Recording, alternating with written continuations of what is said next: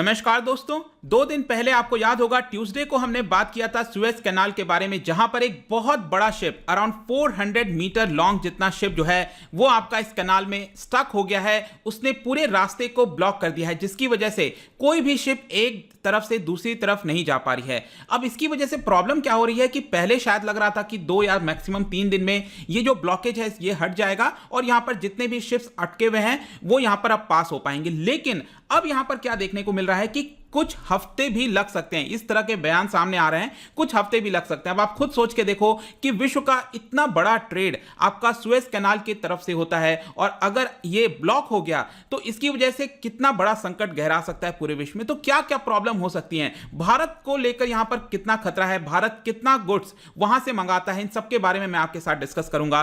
चलिए आगे बढ़ते हैं। मैं हूं अंकित अग्रवाल और अपडेट के लिए आप मुझे फॉलो कर सकते हैं इंस्टाग्राम, फेसबुक और ट्विटर पर। मेरे लेक्चर की हर पीडीएफ आपको फेसबुक पर तो मिलेगी ही, प्लस साथ में आप मेरा टेलीग्राम चैनल ज्वाइन कर सकते हैं by searching Ankit Agarwal official.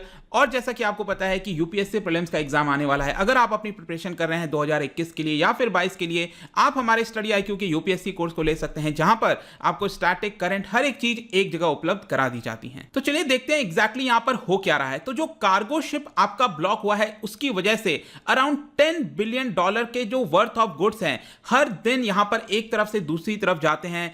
इसकी वजह से ये पूरे स्टक हो सकते हैं और यहां पर थर्सडे से कोशिश की जा रही है कि ये जो पूरा शिप है जिसका नाम है ever given, I am sure कि अभी तक आपको चीजें क्लियर हो गई होंगी कि ये जो शिप है इस शिप का नाम एवर गिवन है, लेकिन यहां पर शिप पर लिखा हुआ है एवर ग्रीन। ये उस कंपनी का नाम है जो इस शिप को ऑपरेट करती है, ताइवान की कंपनी है, उनके द्वारा ये शिप को ऑपरेट किया जाता है। उसका नाम है एवर ग्रीन मरीन, ठीक है। तो ये शिप का नाम है एवर गिवन। तो यहां पर आप देख सकते हो कि ये जो पूरा सुएज कैनाल है, इस साइड आपको पता होगा सुएज कैनाल बेसिकली इजिप्ट का है। यहां पर आपको सिनाई पेनिनसुला देखने को मिलेगा, ये वाला जो पूरा पार्ट है, और यहां पर से आपका गुजरता है। तो कई सारे आप सैटेलाइट मैप देख पाओगे, यहां पर आप देख सकते हो बताया जा रहा है 150 के आसपास, 150 से भी ज्यादा जो शिप्स हैं वो यहां पर अटक गए हैं। मतलब कि क्योंकि अब ब्लॉक हो गया है रास्ता, उसकी वजह से वो जा नहीं पा रहे हैं। इनफैक्ट आप देख पाओगे कि ये जो पोजीशन है कुछ इस तरह की हो गई है।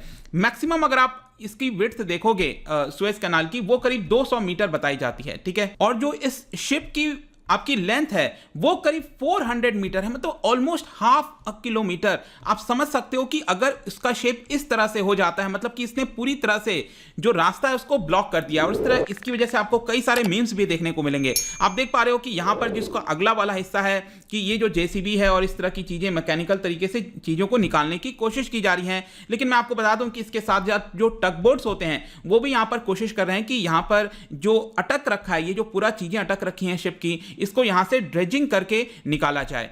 तो यहां पर अब हम समझते हैं कि ये जो कैनाल है, ये जो सुएज कैनाल है, वो इतना ज्यादा इंपॉर्टेंट क्यों है। क्योंकि 12% ऑफ ग्लोबल ट्रेड अगर आप देखोगे इस 200 किलोमीटर लॉन्ग जो पूरा कैनाल है, कैनाल का लेंथ है आपका 193 किलोमीटर के आसपास, तो इससे करीब 10 से 12% ग्लोबल ट्रेड आपको देखने को मिलता है, ताकि यहां पर जो लंबा रास्ता है अफ्रीका का उसको हमें अपनाना ना पड़े। सपोज यहां पर अगर हम इटली से कुछ मंगाते हैं तो इटली से डायरेक्टली वो आपका इस कैनाल के जरिए हमारे पास आ सकता है, तो अदरवाइज वो नहीं होगा। तो यहां पर हमें काफी लंबा रास्ता अपनाना पड़ेगा, वो जरूरत नहीं पड़ती है। और इसकी वजह से आप देखो टोटल जो कॉस्ट है वर्थ ऑफ गुड्स की, ये $9.6 बिलियन या फिर $10 बिलियन के आसपास बताई जाती है। अब इसमें भी अगर आप देखोगे जो वेस्टर्न साइड जाते हैं गुड्स, उसकी वर्थ है $5.1 बिलियन, और जो ईस्टर्न साइड है मतलब भारत और एशिया के साइड जो गुड्स आते हैं वो उसकी वर्थ है करीब $4.5 बिलियन। और हर दिन करीब 50 शिप्स जो हैं वो यहां से गुजरती हैं। इसकी वजह से ये जो कैनाल है वो बहुत ज्यादा इंपॉर्टेंट हो जाता है। लेकिन अब आप इसको समझिए, आज के डेट में जब हम ग्लोबलाइजेशन की बात करते हैं तो कोई भी जो प्रोडक्ट बनता है किसी भी देश के अंदर, उसकी सारी जो पार्ट्स होते हैं, मटेरियल्स होते हैं, जरूरी नहीं है कि उसी देश के अंदर आए। उसके कुछ पार्ट्स किसी एक देश में होगा, दूसरा पार्ट तीसरे देश में होगा, और वो सारी चीजें आती हैं और यहां पर जाकर एक कंट्री में वो बन जाती हैं, उसको जोड़ा जाता है। तो ये जो पूरा सप्लाई चेन है वो कितना ज्यादा इंपैक्ट हो सकता है वो मैं अब आपको बताता हूं। So when it comes to shipping goods from Asia to Europe, जब हम एशिया से यूरोप में या फिर यूरोप से अगर हम एशिया में कोई भी गुड्स को भेजते हैं, तो अगर आप देखो तो सुएज कैनाल के अलावा हमारे पास कोई ऑल्टरनेटिव ही नहीं है। जी हाँ, यहां पर रेल हो गया, ट्रक हो गया, यहां पर इंटरनेशनल नॉर्थ साउथ कॉरिडोर की बात कही जा रही है, लेकिन वो चल नहीं पाए हैं। तो अल्टरनेटिव ये बहुत ज्यादा लंबा रास्ता हो जाता है। तो आप इसी से समझ पाओगे कि अगर यूरोप में कोई सामान बनाना है, कोई कार बनानी है, तो चाइना में कोई पार्ट रखा हुआ है, वो पार्ट पहुंचना है यूरोप, और यूरोप में जाकर वो फिर कार बनाई जाएगी,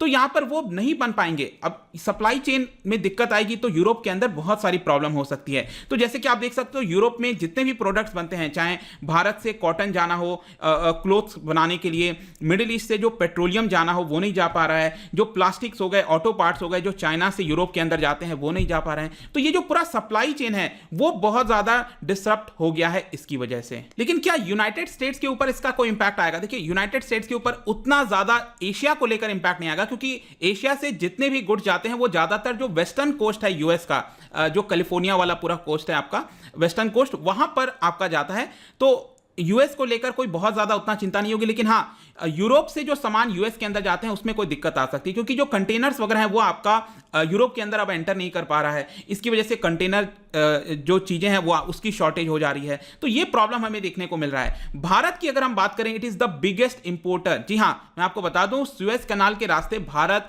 one of the biggest importer है। अगर हम क्रूड ऑयल की बात करें, प्रोडक्ट्स की बात करें, सब कुछ अगर आप देखोगे, यहां पर आप देख सकते हो सबसे ज्यादा भारत मंगाता है, सेकंड नंबर पर है चाइना, साउथ कोरिया फिर तीसरे, फिर सिंगापुर। मतलब सबसे ज्यादा आप देख सकते हो जो डिपेंडेंट है सुएज कैनाल को लेकर वो भारत ही। अगर हम एशिया की बात करें तो इनफैक्ट जो पूरा गल्फ का रीजन है वहां से हम 2/3 ऑयल मंगाते हैं। लेकिन ऑयल को लेकर उतनी चिंता नहीं होगी, मैं आपको बताता हूं, थोड़ी बहुत होगी डेफिनेटली, लेकिन उतनी ज्यादा नहीं होगी, क्योंकि जो आपका पूरा शिप अटका है, मैंने आपको बताया, वो आपका इधर से दिक्कत है। लेकिन जो पर्शियन गल्फ वगैरह से जितने भी हमारे ऑयल आते हैं इधर से, वो सारी चीजें आसानी से आ सकती हैं। लेकिन देखो, ये प्रॉब्लम क्या है कि अगर ये 48 आवर्स के अंदर, ऐसा बताया गया कि मैक्सिमम 27 ऑफ मार्च तक या फिर मैक्सिमम 28 मार्च तक अगर चीजें सुलझ जाती हैं तब तो ठीक है। लेकिन अगर तब तक भी चीजें प्रॉब्लम नहीं हो पाता है, ऑपरेशन में नहीं आ पाता है, तो इसका जो इंपैक्ट है वो काफी ज्यादा ब्रॉडर हो सकता है। और यहां पर इनफैक्ट बताया गया है कि यूएस से जो हम मंगाते हैं, आपका इंपोर्ट हो गया, एक्सपोर्ट हो गया इथेन का, उसमें दिक्कत आ सकती है। रिसेंटली आपने देखा होगा, हमने जो अपना इंपोर्ट कराते हैं ऑयल का, वो हमने ट्रांसफर कर दिया था अफ्रीकन कंट्रीज और जो लैटिन अमेरिकन कंट्रीज हैं वहां से। तो लैटिन अमेरिका से हम काफी ऑयल मंगाने लग गए हैं, तो इधर से भी हमें थोड़ी प्रॉब्लम आ सकती है। तो भारत के लिए यह दिक्कत है। क्रूड ऑयल की अगर हम बात करें तो सुएज कैनाल के रास्ते भारत करीब हर दिन 5 लाख बैरल्स पर डे, जी हां 5 लाख बैरल्स पर डे हम यहां पर मंगाते हैं। 0.5 मिलियन बैरल्स पर डे आप कह सकते हो, हम सुएज कैनाल के रास्ते मंगाते हैं। इनफैक्ट मैं आपको बताऊं तो सबसे ज्यादा जो ऑयल है वो आपका सीहान, ये जो आप देख रहे हो जगह, पोर्ट है यहां पर टर्की में, तो वहां से आता है हमारा ज्यादातर जो ऑयल, क्रूड ऑयल की जब हम बात कर रहे हैं तो ये इसी जगह से आता है।